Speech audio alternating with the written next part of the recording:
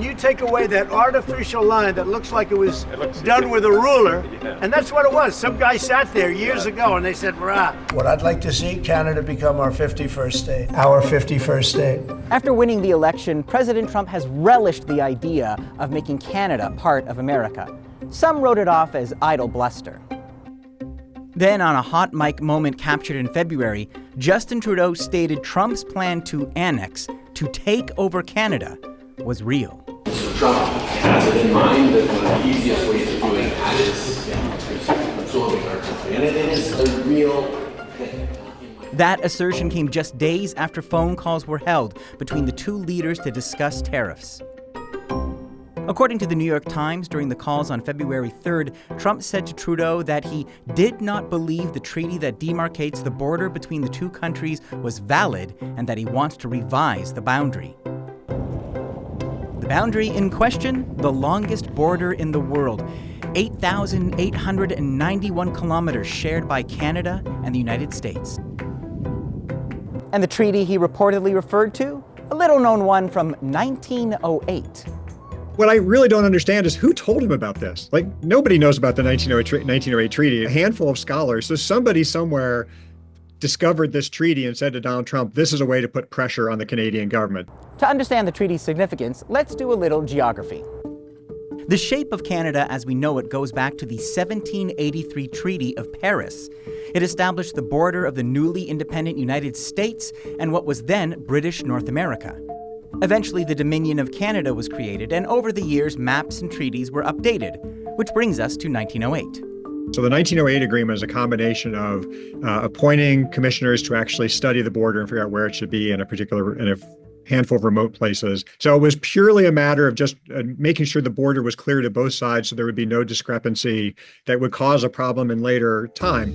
But Trump reportedly questioned the validity of the treaty, even though it didn't come with an escape clause. There's nothing in the treaty that would be at all controversial, and there's nothing in the treaty that says either country can pull out. Experts say treaties and decades of transnational cooperation won't deter Trump. We are now entering into a world in which the President of the United States does not recognize shared interests. And so we have to fundamentally recalibrate. We can't count on those treaties because the person who is on the other side of the table doesn't see that value anymore. And Trump's not just interested in redrawing borders. He's also reportedly talked about tearing up the agreement, which set out how the two countries share and manage the Great Lakes, setting off alarm bells in Ottawa. The question of accessing Canadian water for other purposes is a non-starter.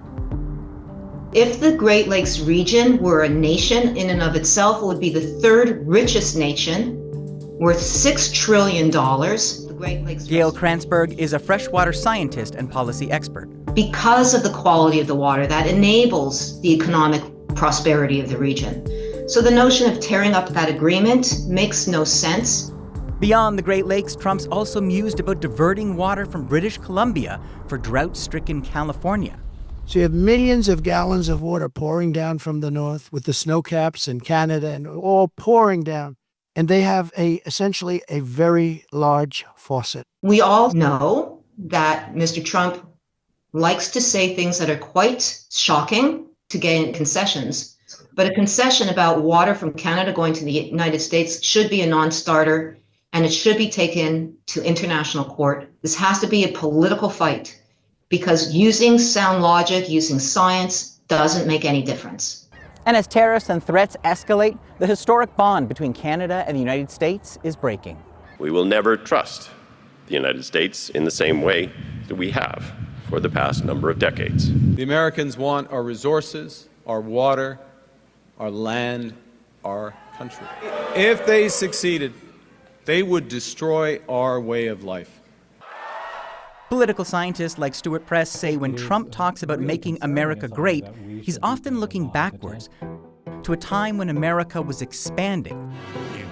It does give the sense of somebody staring at a risk board and looking at how they're going to plot their next move, and the way to win the game is by amassing more territory. Even though the game itself has changed, no country is playing risk in that way.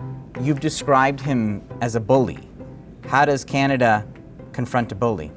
You don't convince a bully to stop picking on you by doing what the bully asks. He says Ottawa needs to change its approach for a president who sees everything open to negotiation. Even if it violates long-standing social norms, even if it violates literal international treaties that have been around for more than a century. When a promise is made, he sees no obligation to stand by it unless somebody can force him to do so. No small task as Canadians confront a president willing to redraw the lines on the map to his own liking.